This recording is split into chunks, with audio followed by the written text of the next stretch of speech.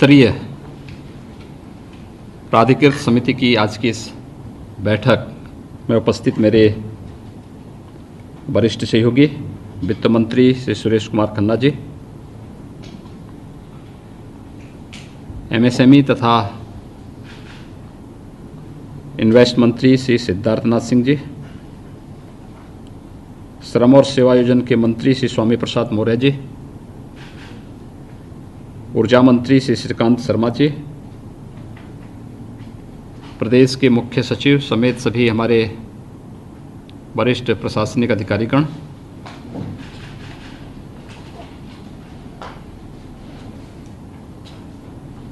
FICCI के अध्यक्ष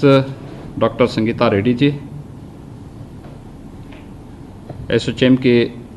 अध्यक्ष श्री निरंजन जी, सीआईआई नॉर्थन रीजन के chairman Shri Nikhil ji, PhD CCI के डॉक्टर डीके अग्रवाल जी, आईआईए के प्रेसिडेंट पंकज कुमार जी, शरद कुमार सर्राफ जी, मोहित सिंगला जी और लघु उद्योग भारती से श्री बलदेव भाई प्रजापति जी, प्रदेश के विभिन्न जनपदों में उपस्थित चैम्बर ऑफ इंडस्ट्रीज तथा लघु उद्योग भारती समेत विभिन्न औद्योगिक संगठनों से जुड़े हुए सभी उद्यमीगण, निवेशकगण, आप सबके साथ संवाद करने में आज मुझे बहुत प्रसन्नता की अनुभूति हुई है। यह संवाद हम सबका एक साथ सामूहिक रूप से इतने बड़े पैमाने पर उस समय हो रहा है जब पूरा देश भी और पूरी दुनिया भी वैश्विक महामारी कोविड-19 की चुनौती से जूझ रहा है। मैं आशा करता हूं कि आप सब इस चुनौती से स्वयं का बचाव करते हुए आदरणीय प्रधानमंत्री जी के नेतृत्व में कोरोना के खिलाफ देश की इस लड़ाई को मजबूती के साथ जीतने और जागरूकता के इस कार्यक्रम को भी आगे बढ़ाने में अपना सहयोग दे रहे होंगे।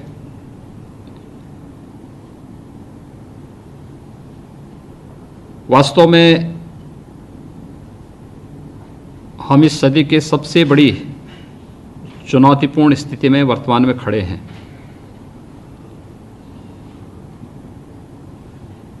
पूरी दुनिया के अंदर लोगों के सामने ढेर सारी चुनौतियां सामने आई हैं और विगत 6 माह के अंदर जो चीज़ें दुनिया ने देखी हैं, उन स्थितियों में उत्तर प्रदेश जैसे राज्य में आज हम लोग इस संवाद के लिए आपके साथ यहाँ पर बैठे हैं।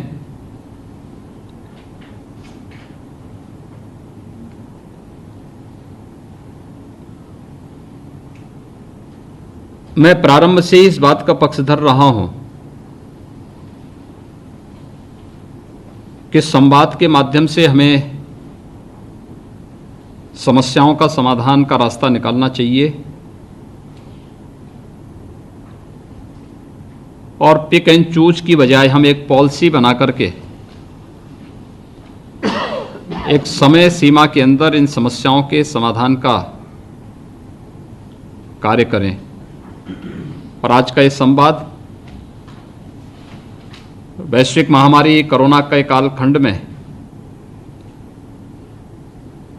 जो तमाम प्रकार की चिंताएं हमारे उद्यमियों और निवेशकों के मन में है, उन्हें दूर करने और उन्हें इस बात के लिए आश्वस्त करने के लिए कि उत्तर प्रदेश निवेश का सबसे अच्छा गंतव्य पिछले 3-3.5 वर्षों के अंदर बना है। उत्तर प्रदेश के परसेप्शन के बारे में देश और दुनिया में जो वर्तमान का संदेश है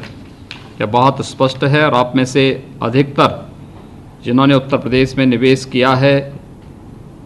या निवेश करने के इच्छुक हैं उस वातावरण से अच्छी तरह विज्ञ भी हैं। उत्तर प्रदेश की जब हम बात करते हैं तो वास्तव में केवल एक सामान्य राज्य नहीं है, देश की तीसरी सबसे बड़ी अर्थव्यवस्था के साथ ही जो राष्ट्रीय कुल सकल घरेलू उत्पाद है उसमें 8% का योगदान उत्तर प्रदेश वर्तमान में कर रहा है। देश की सबसे बड़ी आबादी 24 करोड़ की आबादी वर्तमान में उत्तर प्रदेश में निवेश कर रही है, यहाँ निवास करती है,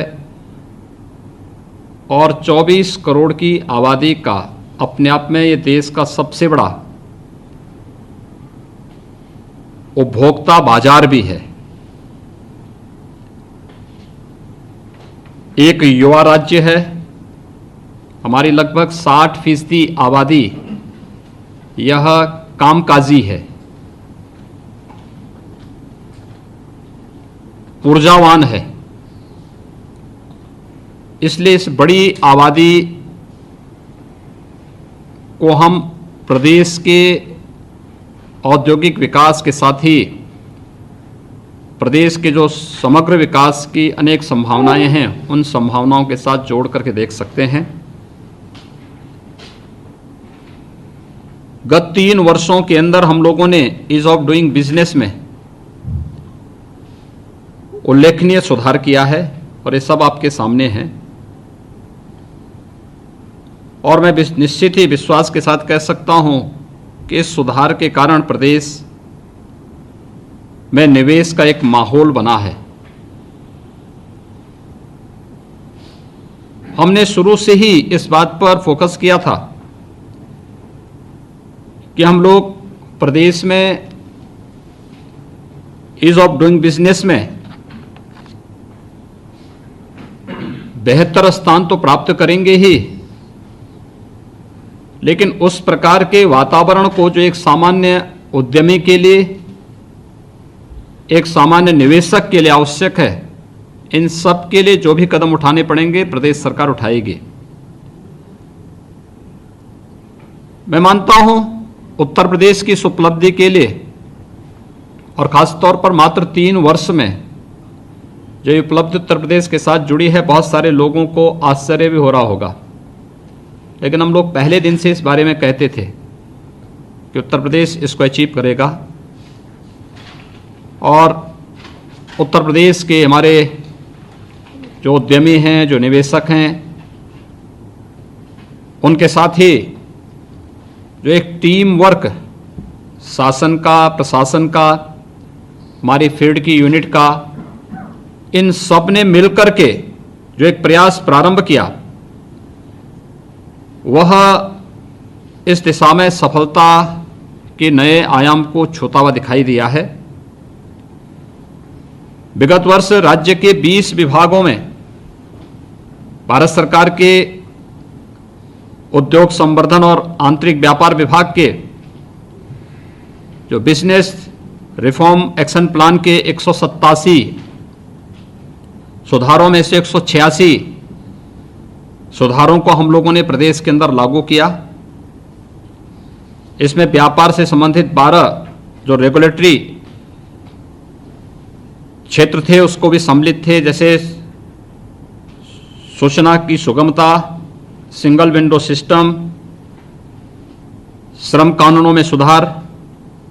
और पर्यावरण से संबंधित स्वीकृतियों को प्रदान करने की जो प्रक्रिया थी उसमें हम लोगों ने व्यापक सुधार किए हैं।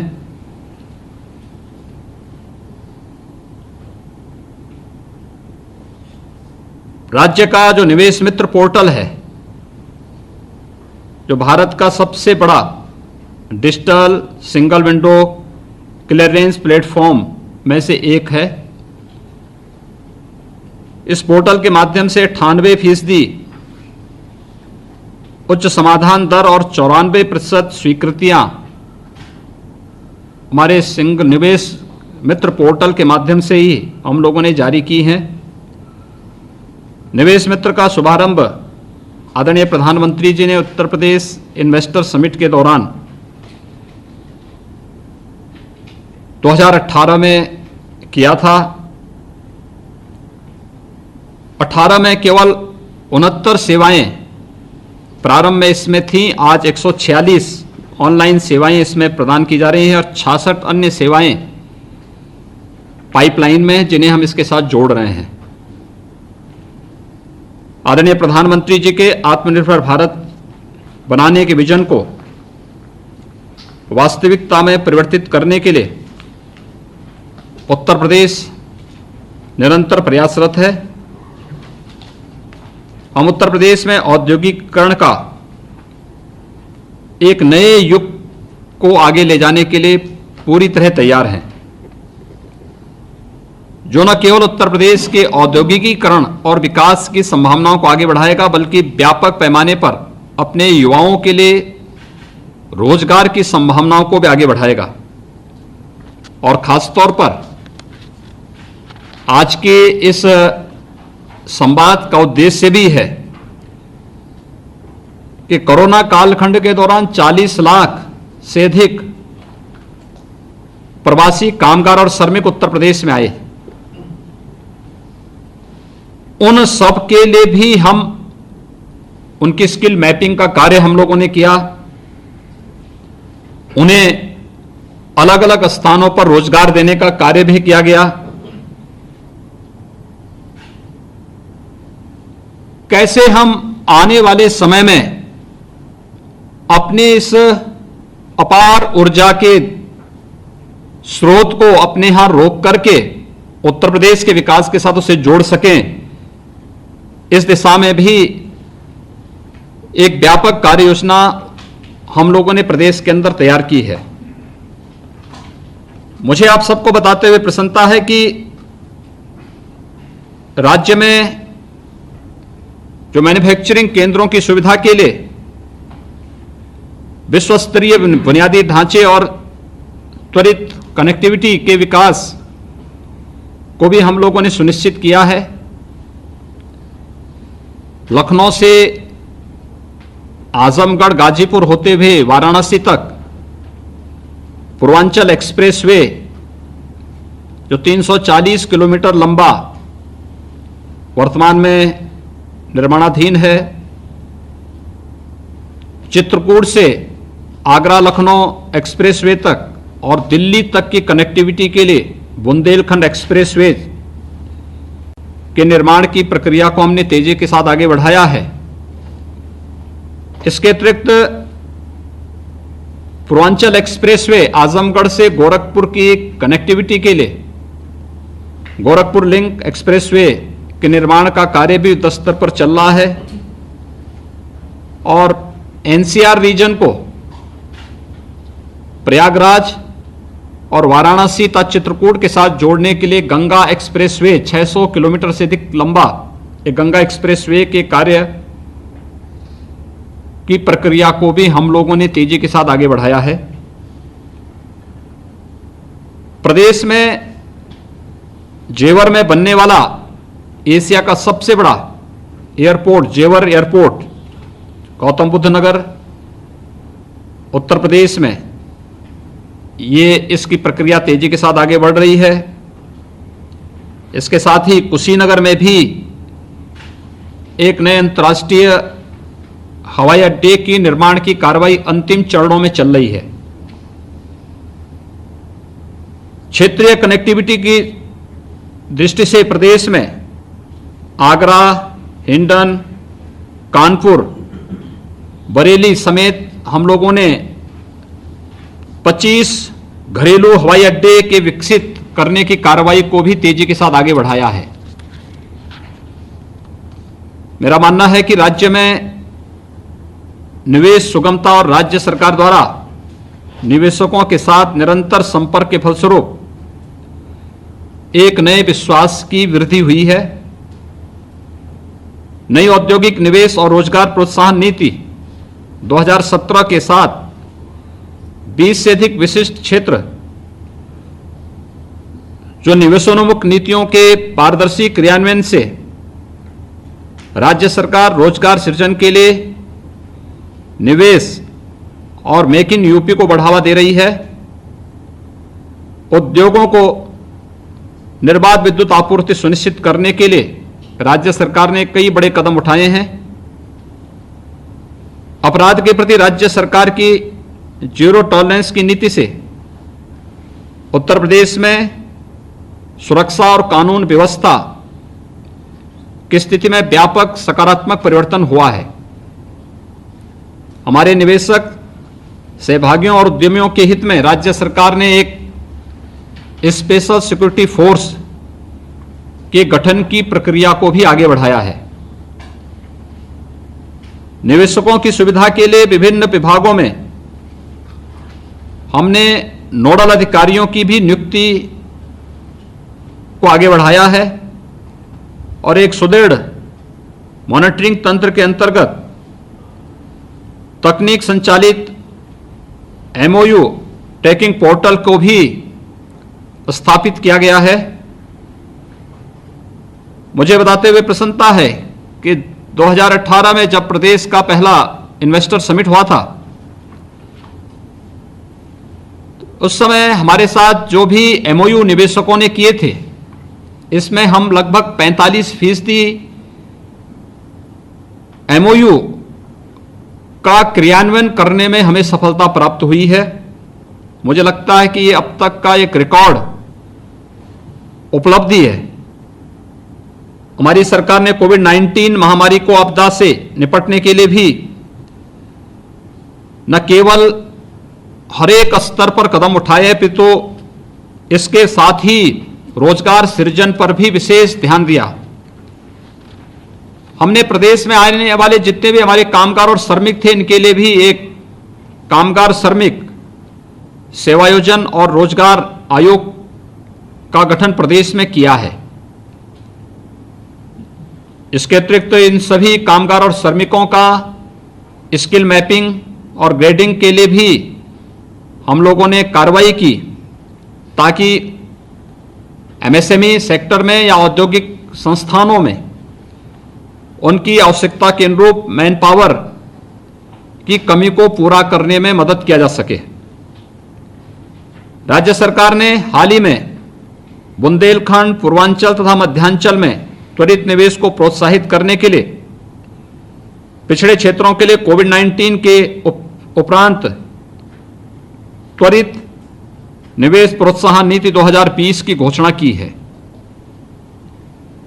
गैर IT आधारित स्टार्टअप्स को भी प्रोत्साहित करने के लिए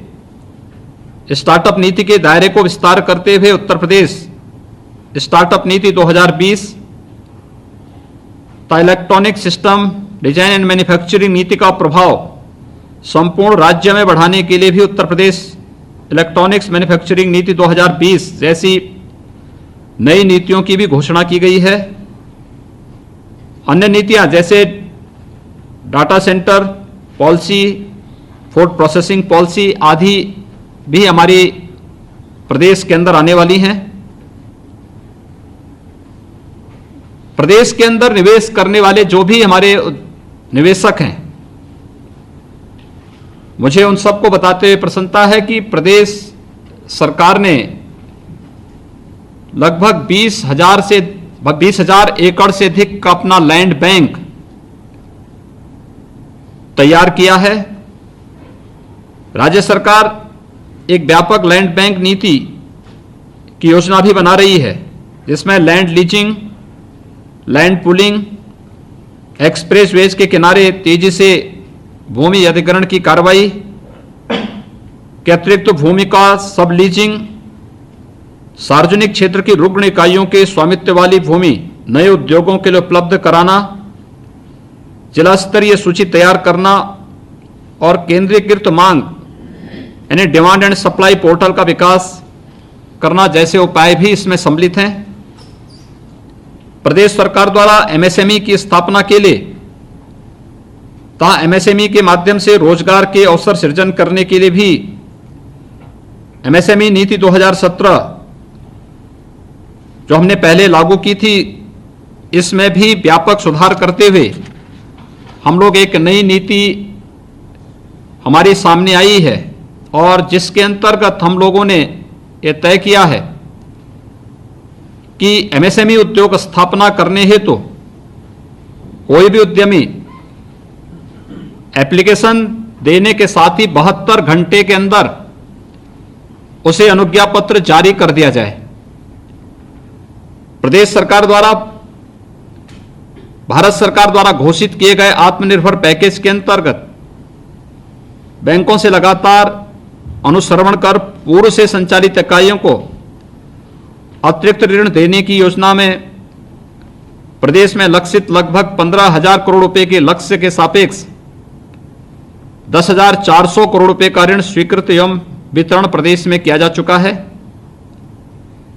बैंकों से लगातार अनुश्रवण कर यह प्रयास किया जा रहा है कि अगले 1 महीने में इस लक्ष्य को हम पूरा कर लें।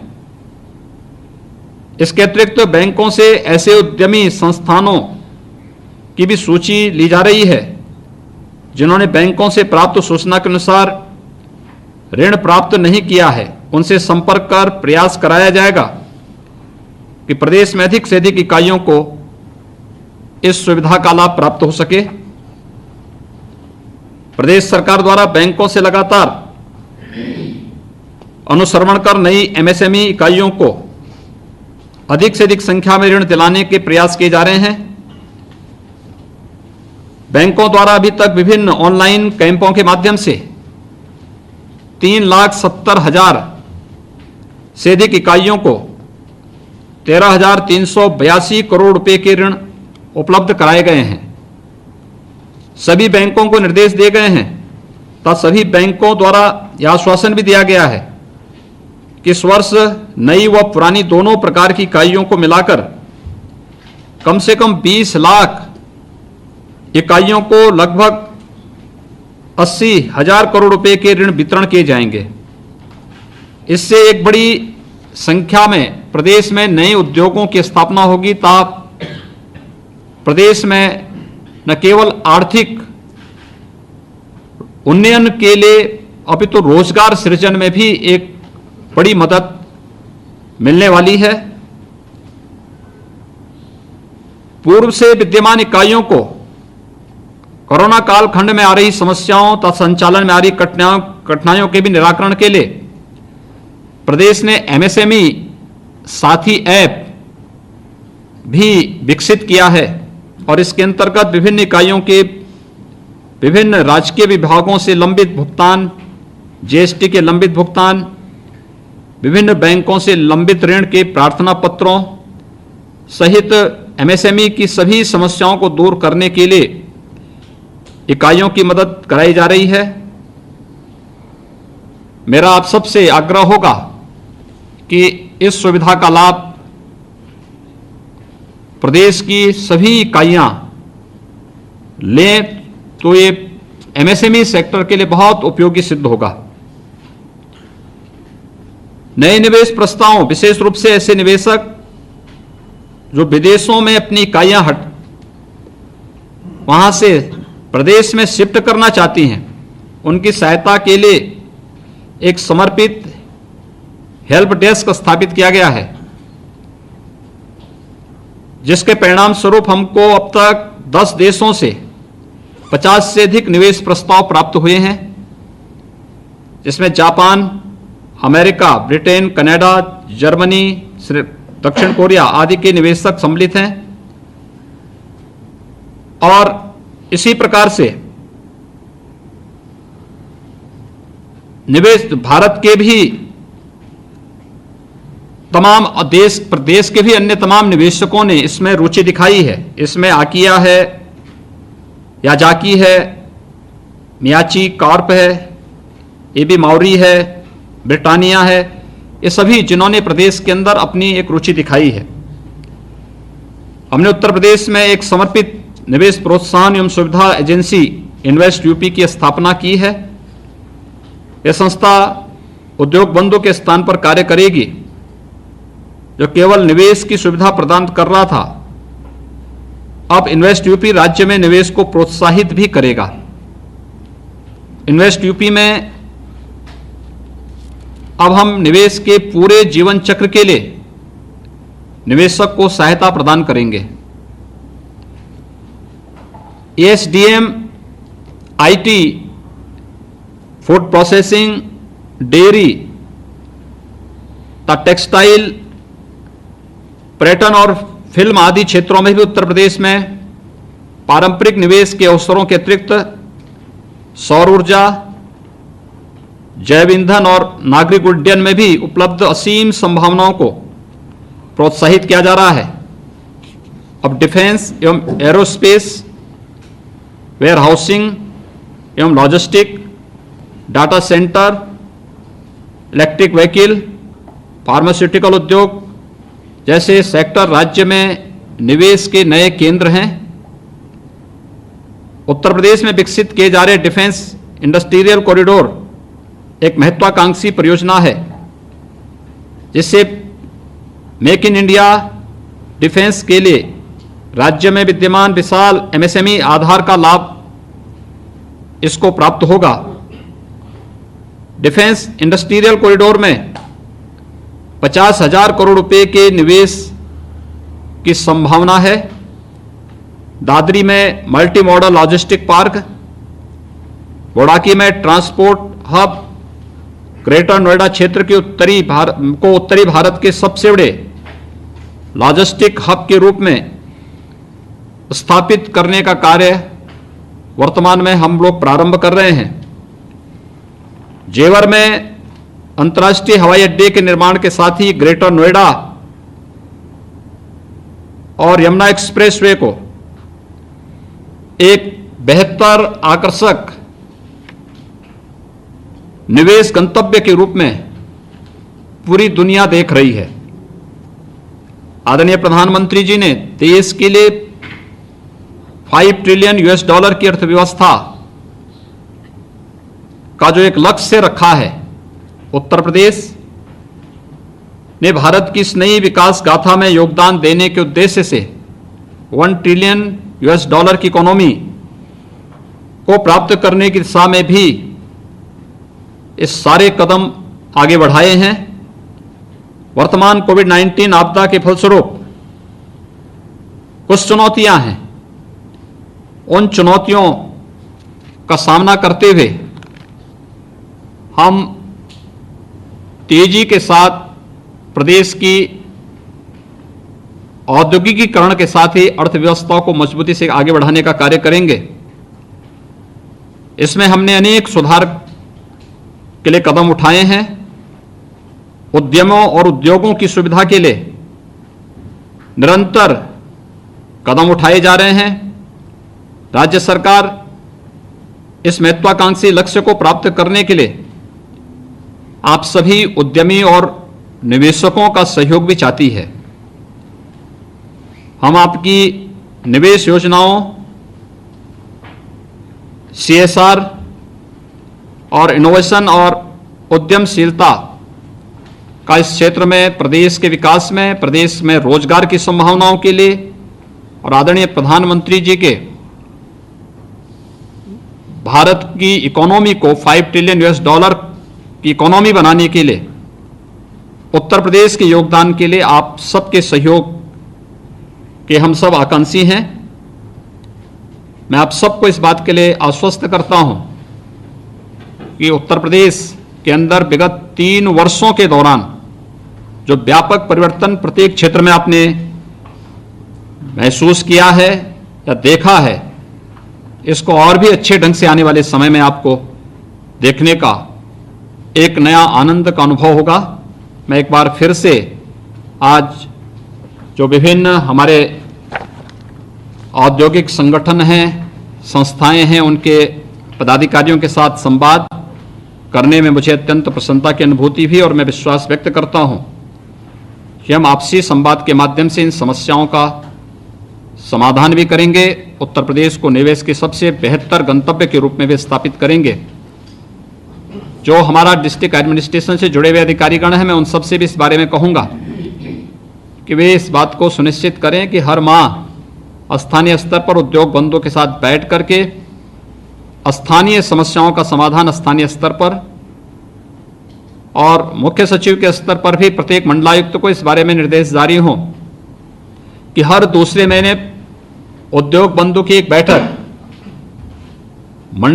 कमिश्नरी स्तर पर मंडलायुक्त की अध्यक्षता में हो। विकास प्राधिकरण से जुड़े हुए, आवास विकास से जुड़े हुए या स्थानीय स्तर की जो अन्य समस्याएं उसका समाधान स्थानीय स्तर पर करते हुए शासन स्तर से जुड़ी हुई समस्याओं का भी एक समय सीमा के अंदर समाधान हम करते हुए प्रदेश को एक बेहतर निवेश गंतव्य के रूप में आगे बढ़ाने का कार्य करेंगे। मैं एक बार फिर से आप सबके प्रति कोविड-19 से बचाव के प्रति जागरूक रहते हुए हम लोग उत्तर प्रदेश के विकास में सहभागी बन सकेंगे, इसके लिए मैं आप सबका अभिनंदन करता हूं, आह्वान करता हूं और हम सब मिलकर के विकास की इस यात्रा में सहभागी बनेंगे। इस विश्वास के साथ आप सबका जुड़ने के लिए हृदय से धन्यवाद भी देता हूं और अपनी शुभकामनाएं भी देता हूं। जय हिंद। मैं